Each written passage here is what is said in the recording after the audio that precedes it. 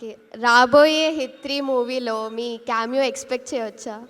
రాబోయే cameo role hit 3. Hit 3లోనా? I think it's ఇంకా తెలీదు, అది చూడాలి.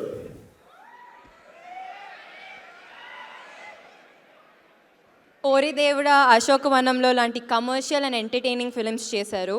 అలానే ఒక ఇంపాక్ట్ఫుల్ రోల్ ఇన్ ముఖ చిత్రంలో కూడా చేశారు as a lawyer. It was against, you were fighting against the marital rape and domestic abuse. Any particular reason that you chose that role? Nothing. When Sandeep approached me, I felt like one should raise voice. మనకు వచ్చిన opportunity to speak about it.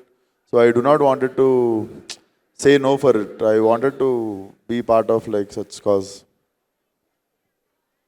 మీరు time మెషిన్‌లో వెనక్కి వెళ్ళి అప్పటి విశ్వక్ సేన్ని కలిస్తే ఎలాంటి ఆ సజెషన్స్ ఆర్ అడ్వైస్ ఇస్తారు? నేనా? I would have go back and do the same things again. I would have, అంటే మళ్ళీ సెకండ్ ఎక్స్పీరియన్స్ చేస్తా అదే ఫ్లోని, కానీ ఫ్లోని డిస్టర్బ్ చేయను.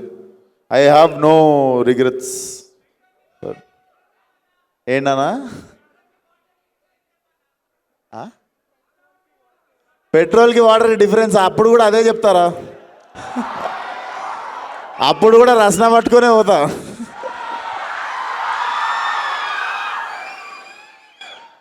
సార్, మీ మూవీ సెట్స్లో కానీ ఏదైనా funny incidents that you want to share? Funny incident on my set ఒకటి లేవు, చాలా ఉంటాయి. ఐ థింక్ ఫన్నీ మూమెంట్ అంటే ఐ హ్యాడ్ మెనీ.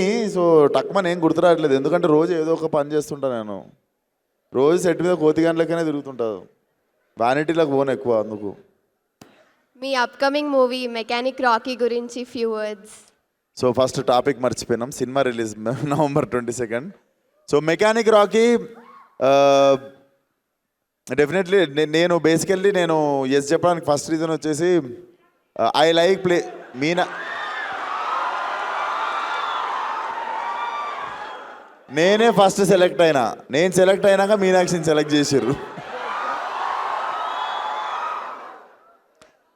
అండ్ మీకు తెలియదు, శ్రద్ధా శ్రీనాథ్ ఉంది కదా ఇంకొక హీరోయిన్ సినిమాలో, ఆ అమ్మాయికి నేను బెంగళూరు దాకా టికెట్ వేసుకొని పోయి అప్పుడు ఫలక్నామా దాస్ నరేషన్ ఇచ్చితే ఆమె నో చెప్పింది. అప్పుడు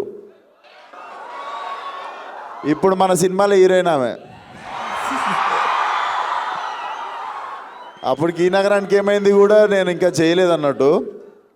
సో అప్పుడు చాలా లాస్ ఫీల్ అయినా, అప్పుడు పైసలు లేకుండే, బెంగళూరు దాకా టికెట్ పైసలు వేస్ట్ అయినా ఫీల్ అయినా ఉండే. బట్ తిరిగి మళ్ళీ అమ్మాయి యాక్ట్ చేస్తున్నప్పుడు జర కిక్ వచ్చినుండే.